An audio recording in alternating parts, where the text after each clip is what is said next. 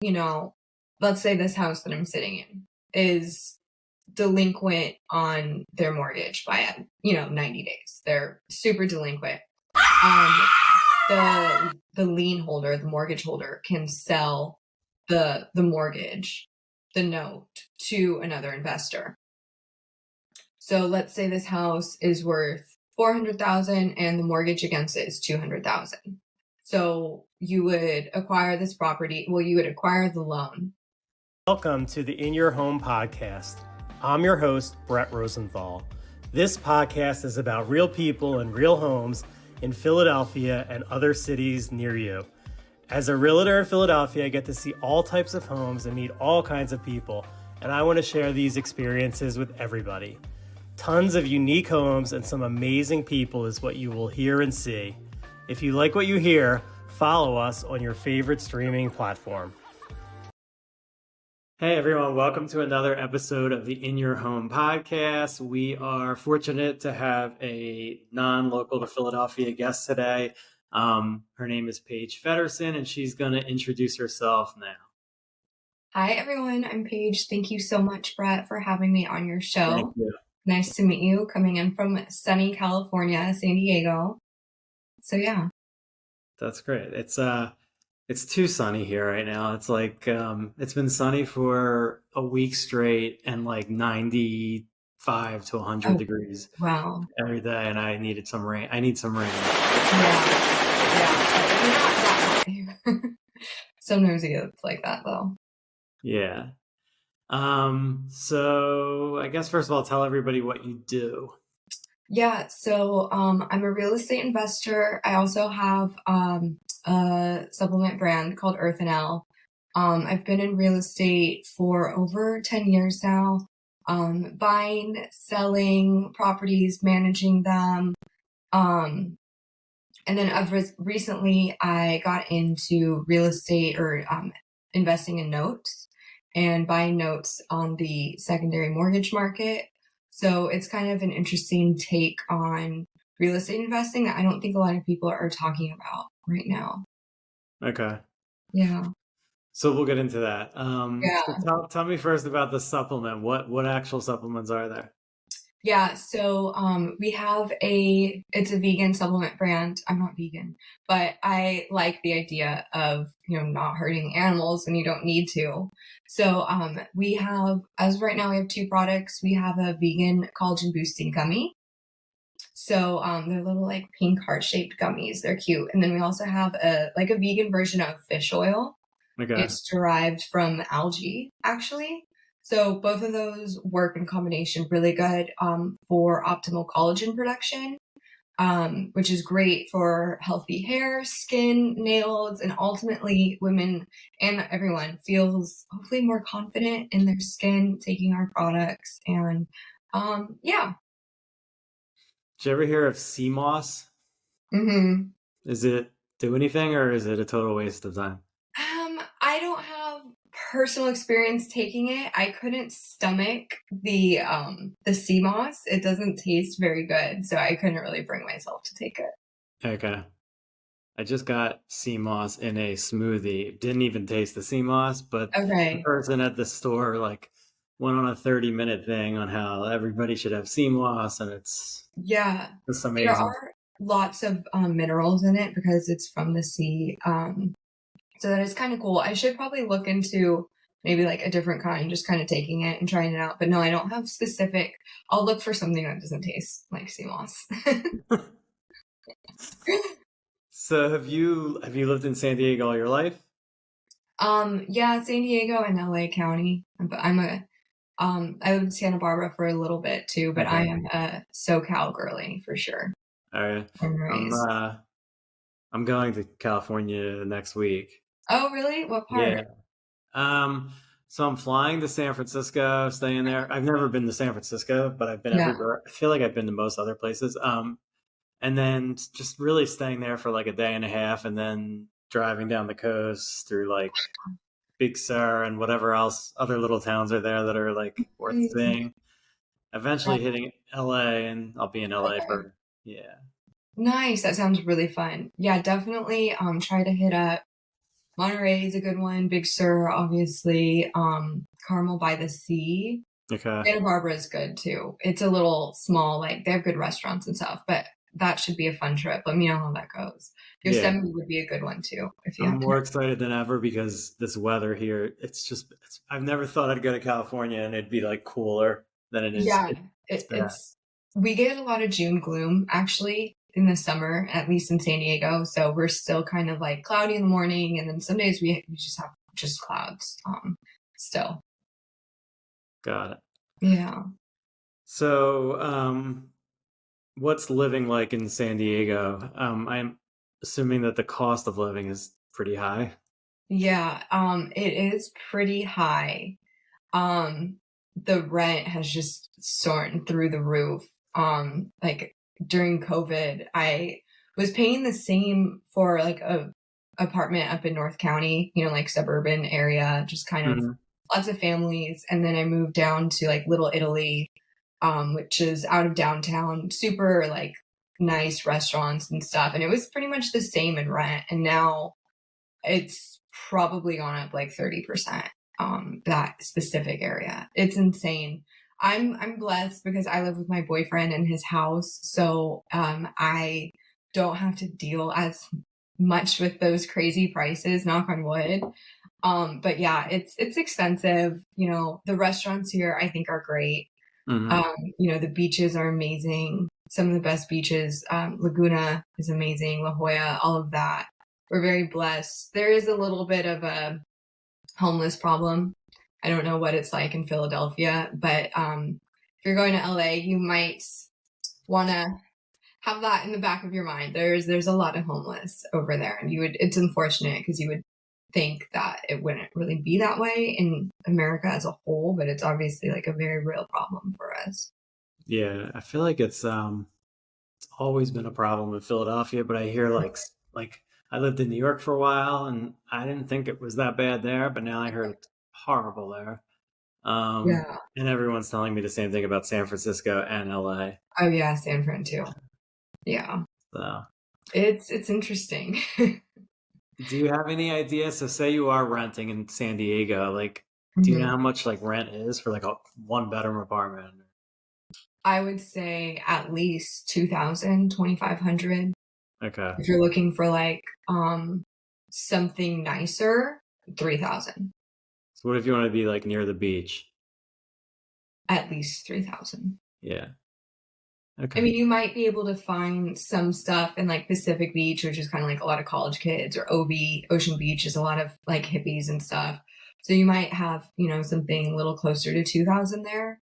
It probably won't be like very new or anything. I don't know what it compares to in Philadelphia. Okay.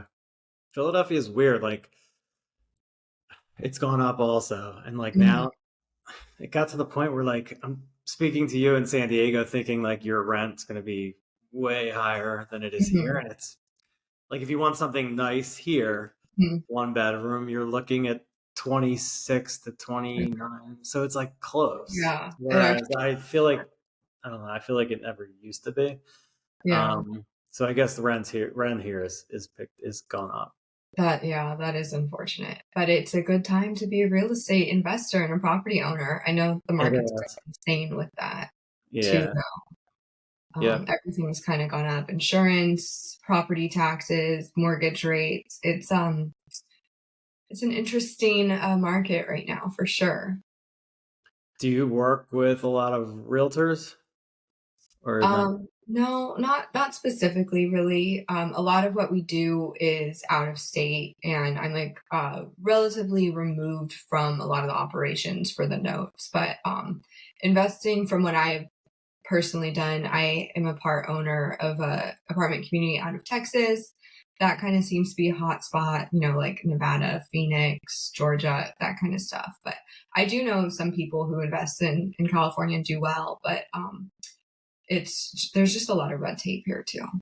Yeah. So I guess explain to everybody what exactly you do with the secondary market and Yeah, so it's kind of an interesting take on real estate. It's, I think, an undersaturated market. So a long time friend of mine, like I literally went to high school with him. He he was doing it himself, just buying. So what we do, let me back up actually a little bit first. So let's say, this house that I'm sitting in is delinquent on their mortgage by 90 days. They're super delinquent. Um, the lien holder, the mortgage holder, can sell the mortgage, the note, to another investor. So let's say this house is worth 400,000 and the mortgage against it is 200,000. So you would acquire this property. Well, you would acquire the loan, and then you'd let the loan holder know, like, hey, you can send your mortgage checks to this address, blah blah. They're never going to send the checks to that address because they're not paying it. So it gets sold on the secondary mortgage market. So either a hedge fund buys it, which is usually what we do, which is where we get our notes from, or just some individual or small business would buy it. So they put it on the market and they're like, who wants to buy this mortgage? I don't know if you've ever had a mortgage or if you know of anyone where all of a sudden you just change who you send the check to. It's just a different company. So it's been sold at that point. Side note, I've had a couple of my mortgages be sold, and I actually met the owner of the person who bought my note at a cafe in Santa Barbara. So that was kind of interesting. But yeah, so they would sell it. So say this house is worth 450 and the loan against it is 200. Okay. And we're super late on it. We're late, 90 days. So it gets sold. And the new owners come in and they say, hey, you can either pay up this amount of dollars.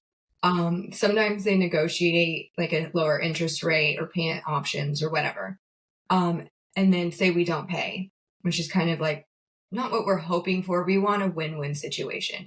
They're super delinquent. They're obviously having issues. So let's just kind of figure out like a win-win. So they would either pay up or we would assume the property. So immediately once we assume the property, we're already positive, let's say like, for legal, insurance fees, whatever, 400,000. Because the property is worth 450. We bought it for 200. We bought the note. So now we've acquired the property for, 200. Say there's, 50,000 legal fees, insurance, property taxes, whatever. So we automatically have, 200,000 in equity.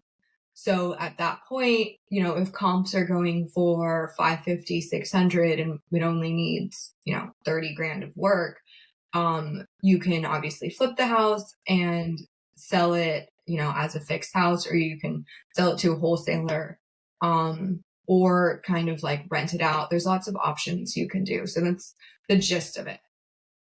Okay. So the person who has the original note is willing to take that much of a loss? Or are they not? mean, if you're delinquent, 90 days, you don't really have much of an option. Like, you're going to get foreclosed on if you don't make a move. So, we're saying like, hey, we won't foreclose on you if you just hand it over to us, or you can come up with the mortgage amount, Yeah. or the delinquent amount. No, but I'm saying like the first, the person who has the bank that has the mortgage, what they're selling it to like, like you, what, why are they taking that loss? Or are they not taking a loss and I'm thinking about it wrong? I mean, I don't exactly know why. Well, the company that I'm working with, they actually buy a conglomerate, like a portfolio of notes from a hedge fund directly. I can't really speak to the hedge fund and why they would want to sell it. I think, they probably don't want to have these notes that are delinquent, is what I would assume. They probably aren't getting the returns that they want on it, and then it's just kind of easier for them to sell it than to do all that work, because they're a huge firm. So it's kind of like in the weeds for us to kind of come in and do that. But I don't know. I guess that would be why they would want to get rid of it. Or, sometimes they sell notes that aren't delinquent, but that we buy the ones that are. So. Okay. Got it. And how long have you been doing this for? I partnered with a friend who's been doing this for the last few years. And then he partnered with someone else who's been doing this for like decades. Okay. So my activity in it is like relatively new. I saw an opportunity in an unsaturated market when, I've done a lot of apartment investing and I'm familiar with, that business plan. And I feel like the apartment community or the apartment investing has just really been hit recently with the mortgage rates increasing, the property taxes, the insurance. So when I wanted to invest with my friend like back during COVID days, and he was kind of having a hard time finding like something good. And it was only one property that we were investing in. So when I heard that he partnered with someone else who's been doing this for a really long time and they're buying like a portfolio of notes, he kind of just accelerated the growth for the company. So I kind of jumped in like relatively a few months ago. Okay. So yeah. Okay. So you mentioned that when we spoke before this, you mentioned that you did property management. How was that? I mean, it was interesting for sure. I had some great tenants, some good ones for sure. And then I also had, some crazy ones for sure also. Do you have any crazy stories you want to share regarding that? Without naming Yeah. people? Yeah. Okay. So my favorite one, so I bought a duplex out of actually the Sacramento area, maybe like an hour and a half from San Francisco. So it's called Stockton.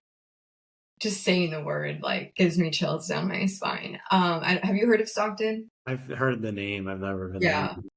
Yeah. It's definitely don't visit on your trip to California. I won't.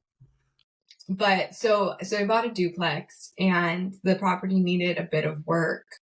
And it was middle of July. It was hot. It was over 100 degrees. And the tenant was in a wheelchair. And her daughter, I don't know why her significant other wasn't there, but her daughter had to help her move out. And this is I wouldn't say a gang member, maybe a gang member. Okay. I don't really know. But so I came up to the door to ask them for the keys or, to kind of start, doing the work on the property. I came up from Santa Barbara, and so I'm like, I'm finally here. And they are just in the middle of moving stuff. They are not on time. Like they're late. They're late. I think I was up there for maybe 4 days before they had finally moved out. And they're just, what are you gonna do? What are you gonna do? I mean, I guess I could have just called a cop and just evicted them. I mean, probably what I should have done. But I wanted to work with them, she's in a wheelchair. I wanted to have some humanity in it. So long story short, I get up to the door and this lady's daughter answered and she is essentially growling at me. Like, have you ever had a human being growl at you? And then she starts cussing me out. And I do have blonde hair. It's kind of in a bun right now, but she's like, you crazy ass white blonde bitch. Like, well, I don't know. Am I supposed to cuss on this? Doesn't matter. Yeah. And I was like, well, at least I'm a crazy blonde. And I literally said that to her. And it was funny because I was picking up my purple shampoo, like that you need for blonde hair. It was actually got delivered and I was picking it up off their door because I needed it when I was up there. I was like, well, at least I'm a crazy blonde white bitch. And she didn't really like that very much. So she stopped calling me blonde. And then the one next door, I had already put, because it was a duplex. The one next door, I was also flipping that. And we ended up getting squatters. The tenants just stopped paying the rent. So that was really fun. And then I had to go through the process and evict them, blah, blah, blah. So as I'm going through the rehab, someone broke into it. And I was in Miami. It was the day before my birthday. Mm-hmm. And someone called me and said, hey, like, your garage door is on the floor. Like, I don't know how that happened, but it was Stockton. So Yeah, I had to buy a whole new garage door because someone just decided to knock it over. So how did you get squatters out? I had to evict them. How long's that process out there? Yeah, we are not landlord friendly here. So it took a couple months. So at, Okay. a certain point, I had both units that were vacant and not paying. So that was really fun. But yeah, it probably took a couple months. I had to go through the attorney and everything. Okay. Yeah, fun stuff. What's it like in Philadelphia to evict It takes a someone? long time and it's Yeah, I don't expensive. see Yeah. Philadelphia being very landlord friendly. Right. But Yeah, if you get a squatter, I mean, I've had to sell houses with squatters, and it's hard 'cause no one could go see yeah, that. No one could go see the house, and then most investors don't want to touch it because it takes a while. I have some wholesalers I work with that will actually go to the house and just offer the squatter some money to leave, and it does yeah, work sometimes. yeah. But it's never fun, and it happens a lot here. Yeah. Yeah, it's unfortunate. And then, I would assume you obviously can't do an inspection or anything like that, or like you can't go in at all, or I mean, I guess it depends. I've heard of like actually pleasant squatters that let people in the yeah. house. And I've been in a house doing a showing where I didn't even know there was a squatter and like had bottles thrown from the upstairs down to me. Luckily, it Um, didn't hit anyone, but like yeah. pretty scary. Yeah. Yeah, you never know what you're getting yourself into. You would think that it would just be a little bit easier than that, but it's just not. It's just not the world we live in, at least. I think Nevada or, landlord friendly states are a little bit easier to Hmm. get people out, obviously, but the joys of landlord or tenant friendly states. Yeah. I mean, the worst ones are the ones that I could understand if it was, well, I don't understand it at all, but if it was like an actual tenant who was once paying rent and won't leave, here, like you get people who just like break in the house and like I know. they're there for 2 days and police won't get rid of them. And like you Yeah. basically have to go through the whole process. Yeah. Yeah, that's the thing. Yeah, you have to have probably a landlord friendly state in order to call the police and just get them out. Yeah, that makes sense. It's the world we live in though, but yeah. So if you had to live or if you could live in anywhere else but California, where would you live? Like in the US, Yeah, let's do the US. I would move out of the US. Um I would say like I love Miami, but the alligator situation really creeps me out. I also Yeah. have like a fear of getting Lyme disease from like a tick or something. Um, They don't have it out there? no, No. no, we don't have ticks really. Right? Lyme disease is from ticks. Yeah, no, we don't really have that. I mean, like sometimes my dog might get one or but no. I would say Miami and just pray I don't get eaten by an alligator or Lyme disease. But Okay. it can be a little redneck down in Yeah. Florida too. So you kind of got to be a little careful with that. Yeah, you leave like the main cities like Miami, like 30 minutes and you're like, it's weird. Yeah. Yeah. Yeah. Is it? Or does it get into Hickville pretty quick? Yeah, my daughter goes to college at University of Florida, which is in Gainesville, which is kind of like Okay. central north, a little north, but like Okay. central Florida. And the campus is great, but if you go like 10 minutes outside of the campus, you're like in a whole other world that Yeah. it's weird. I was talking to my boyfriend the other day about Florida because we kind of think about that too. Like if we would move out of California, where would we go? I say like leave the whole country. But we were talking about Florida. He lived there and he was like, when you go to Walmart or when you go to Florida, you feel like you see people who shop at Walmart. Where did he live? Where did he live in Florida? Do you know? By the Panhandle. It was for military. Okay. Yeah. He's like the gas station clerk's not wearing a shirt or something. And I'm just like, oh, that's a little different than what we have here. But no city's perfect though. We No. all have our issues for sure. definitely. What about you? Where would you live if you weren't in Philadelphia? I'm gonna say California probably, but Yeah, like I haven't lived there. But yeah, whenever I go there, I don't know. I think it's mainly just the weather that seems yeah, close to perfect, other than the fires that seem to happen every summer. yeah, Um, yeah. The weather's pretty I good. can't live in Florida. I've like gone down. I love Florida like for like a Yeah, week, but then it's just too humid and like yeah, just want to get out of it. And then like you said, if you leave certain towns, you're in like a whole new world. yeah. I've actually never experienced that super, super humid weather that everyone's talking about, so I don't really know what that's like. Have you ever But yeah, been to like New York, Philly, or any of those? I've been to New York as a kid. I really want to get back out there. Okay. But if I were to move out of the country, I would say Japan. Where? Yeah, Japan seems really cool. Okay. Have you been? No, A but lot of people are I heard going right now because the yeah, yen is down a yeah, lot. I heard it's pretty popular. Yeah, Um, I don't know. My goal would be to like grow this podcast and like be able to go to all different kinds of cities and talk to different people about like that living would be there and how cool. much it costs. But That I'm would not, be cool for I have sure. I have to work right now. I know, right? The Yeah. dreaded job or work, but no, it is what it is. Okay. What else? Do you have anything that you want to ask me or?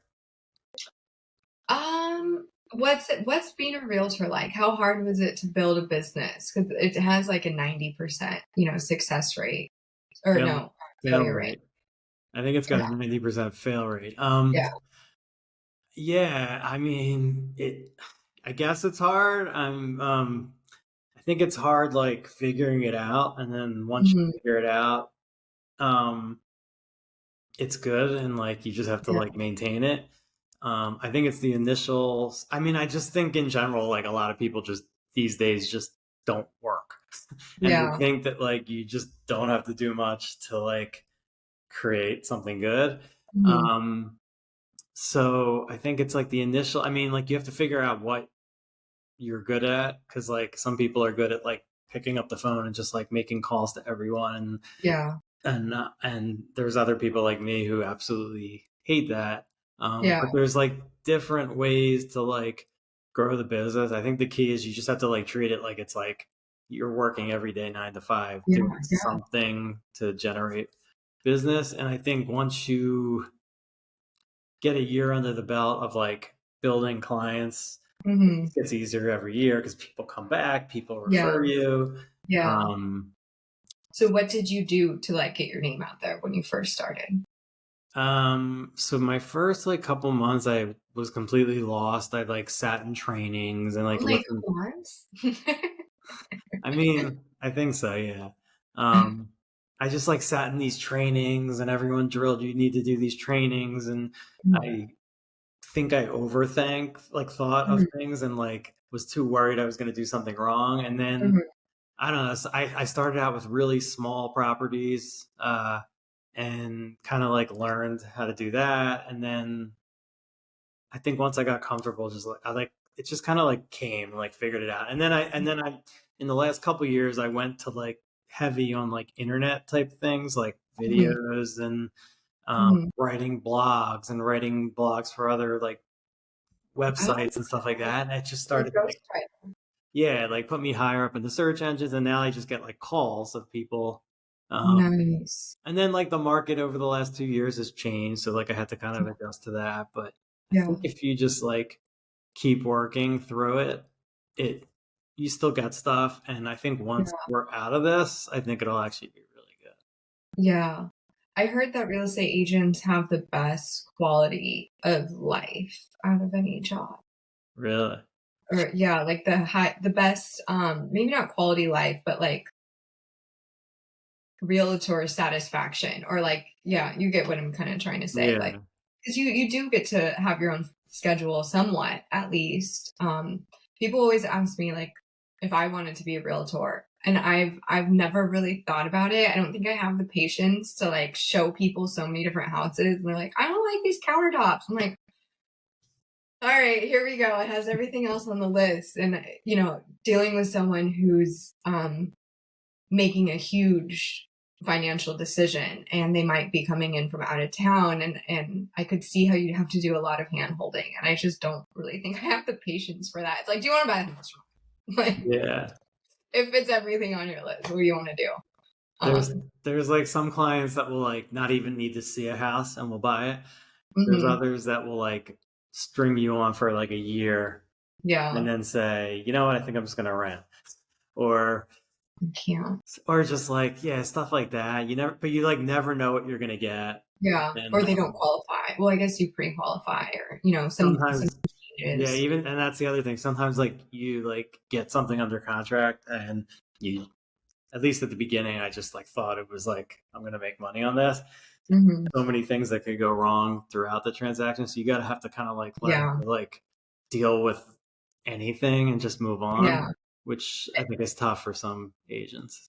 Yeah. And not celebrate until you've actually closed escrow, because yeah, I'm sure things fall out a lot of time. My poor boyfriend bought this in 2020, and he probably looked at 30 houses with his realtor and just kept getting like out, because everyone was trying to buy houses at the time.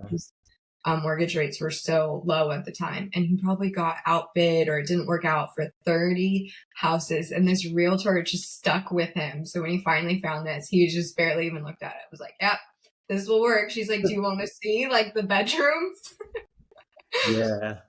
That's like happening now. Like, so it's not happening that much in the city of Philadelphia where I do a lot of my work, but in the suburbs, there's just like not that many houses. And when one goes for sale, like they just go within like a day or two for like way over the asking price. And like you could have the best qualified buyer in the world, and it's like it's tough to get them a house.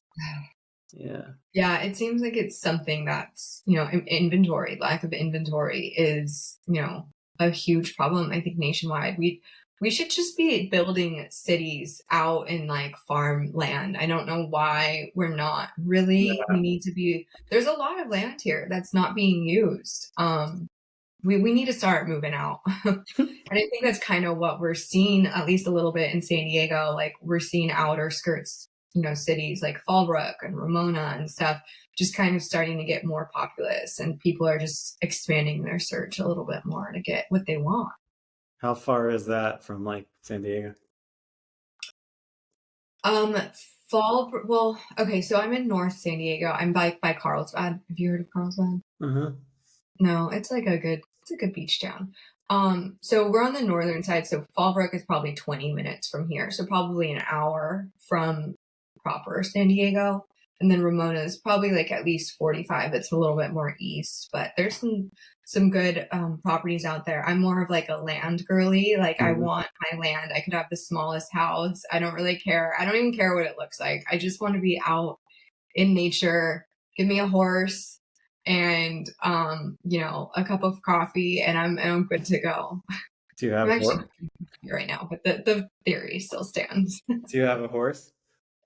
I leased a horse during COVID. It was like kind of my way when I was building my business. I needed something to just get me out of the house, and it was kind of like this little haven for me. And I would kind of like drive over, and I'd listen to, some country and some Noah Cyrus, and I would just have so much fun. And this horse was like so calming. And then the motherfucker almost ran me over. I did get ran over. I almost died, actually. I was there by myself, and I went to take him into like a round pen, and I turned my back on him for 1 second to close the gate. And he must have heard something in the property line next door, because we were on the edge of the property and there's like some brush and foliage. You couldn't really see what was going on, but obviously horses' senses are way stronger than ours. Something happened over there. Okay. And I turned my back on him for 1 second to close the gate. And the next thing I know, he's running towards me. And he ran me over. Like, I had a horse shoe print on my thigh, on the back of my thigh. And I drove myself to urgent care. But the horse was like running throughout the property, and they didn't see anyone run after the horse. And they were like, oh no, something happened, so they came over and I'm like on the ground yeah, but there was like an actual horse shoe print on my thigh. And I was like, this is bad. I'm very, very lucky I didn't die. He didn't step on my back. So I did not lease the horse after that. But if you tell horse people this story, they're just like, yeah, it happened to me too, or something. I love them, but it's a little scary. Yeah.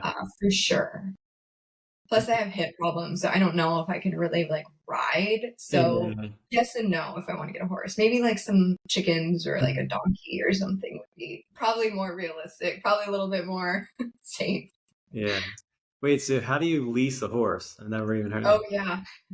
Yeah, it's something that you can just do. You like rent a horse. So I found him on Craigslist. His name was Blaze. So you could do like a quarter lease, which was 2 days a week. I would go over there and see him. And I really just liked petting him or like brushing him and like doing groundwork with him. Like kind of like lunging him, having him like go around in the circle in the pen or just kind of working there, just being out in nature. So yeah, you can do a quarter lease, which is like 2 days a week. I think like a half lease is, I don't know, 3 or 4 days a week. So yeah, you kind of just, if you're in the market for a horse or to rent a horse, it was really affordable. I think I paid like $150 a month for those 2 days. It can definitely be, more expensive than that. But go on Craigslist and look at, horse leases or, ask around your horse community, and the people will have that because it's less work for the owner. They know that their horse is getting walked. They know that the horse is going out. You have to like clean their hooves and brush them. And so it helps the owner with, all the fees that go into having a horse as well. Do they have to like, the owners of the horse have to like screen you and make sure you're like a good person, or is it supervised, or they just trust anyone? For me, I worked with the owner a lot because I didn't know very much about it. It was actually a pretty good deal because she would teach me all this stuff, teach me how to clean his hooves and how to put the tack on, the saddle and stuff like that. So I kind of worked with her for months before she just let me, before I could go there without her. I would assume that either you know about horses, you're familiar in the industry, or someone can refer you. But I would imagine if you're just like off the street, you might just want to like touch base with them more. I don't really know like how other people do it, but that's how it was for me. It was a mom and her 2 kids. So yeah, it was kind of cool. Kind of chaotic though, having 2 kids and a horse. Yeah, it's a lot. I have a dog and it's a lot. It's like almost, it's like barely out of well, it still acts like a puppy, but it's a lot. Yeah. How old's your Might lease her out one day a week. It's a good idea. What? A year and 3 months. Okay, yeah, it's still a puppy. Yeah. Still a puppy. You should, I don't know if you have it, but get pet insurance. Everybody. Do you have pet insurance? I keep putting it off, and you should do it because it kind of crossed my head when my dog was a puppy, and she's now a $20,000 a month. Jeez. She's had 3 surgeries. No, 4. She's been under anesthesia more than I have. So if you had the insurance, would all that be completely covered, or? At least more than, or less than $20,000 for sure. She tore one knee and then she tore the other. So I couldn't get the other one fixed because the first one was considered like a pre-existing condition. So yeah, she's only, a year and 3 months right now. So it'll be, the cost of your Netflix or your, it's not going to be too much, but I didn't do that because I was like, what's going to happen? No, a lot happens. Something always happens. I know. I've had dogs before, and like, especially when they get older, stuff always happens. I need to do it. Yeah, you should. My girl's, she's 12 now. She's a sweet girl. She still acts like a puppy. People still ask sometimes if she's a puppy. Yeah. Did you adopt her? No, I didn't adopt her. I bought this one. I didn't think I was getting another dog, and I caved in and did it. Oh, so she picked you. Yeah, but she's a good dog. But yeah, I got to get that insurance. Yeah. And anyone listening too, get pet insurance if you don't have it. Yeah. Yeah, so what do you do for fun in California? Well, I'm trying to head over to the beach later this afternoon for sure. Our pool is under construction in the middle of summer. So that's fun. I'm definitely a pool girly. Go out and hike. Go through. I love to paddleboard. I don't do it as much as I wish. I've snowboarded. I have a snowboard. I skateboard sometimes. Paddleboard. Just hand me a board and I'm good. But if you ask me to throw a ball, like I can't. Pool, no, please no. Bowling, I will get it in the gutter every time. So definitely not those. But yeah, I try to be outside as much as possible. I know a lot of friends like they like to gamble or whatever. I have like no desire to really be inside if I don't need to be. Or we go out to eat a lot. There's so many good restaurants. I've been called a foodie a couple of times, which is the best compliment to me. So yeah. Okay. I just went bowling last week for the first time in so long, and I didn't really get many in the gutter, but I just didn't do that well. But I think I got like a 90, and it was a group of people. I think there was maybe 8 people, 10 people. Okay. And my 90 was like the second best score. So I think a lot of people can't bowl. Yeah. Yeah. Some people, they can just get handed a ball and they just know what to do. I'm not that way. I'm more give me a board. But yeah, that's what we try to stay outside, eat at restaurants. We've been doing a lot of F45. Those are really fun too. The like 45-minute. Do you guys have F45? What is it? Do you have F45? It's like a gym. Yeah, we do have that. I've never done it, but we have. Highly recommend. It's a good one. Good workout for sure. We do those a lot too. Is it like weights or is it? They have both actually, which is nice because I feel like so many cardio classes or workout classes are more, cardio based. And that's kind of why I think a lot of people don't go. I'm not really looking to lose very much weight. So you do resistance training a lot. Like you kind of pick the class that you want to go to. But there's resistance, there's cardio, there's mixes of both. It's really cool. You don't have to think about planning the workout or whatever. And it's only 45 minutes. Yeah. So it's a lot more doable. And at least mentally, you're like, okay, I don't have to spend an hour at the gym, figure out what the heck I'm going to do. You just kind of hop in, work out really hard for 45 minutes and you're just out. Sponsor me at 45. What does that do? Like sponsor me, like pay me to you want them to pay? They should after this. They should. Yeah, I'll have to tag one.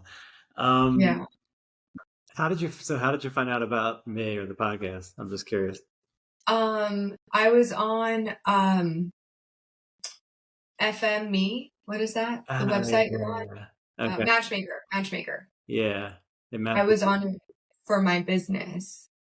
I did, some health ones, and then I was on it, and like I didn't redo my account or anything, yeah. So I just kind of like looked at the podcast and then screenshot it and then Googled it and then found your email somewhere, and then I followed you on Instagram too.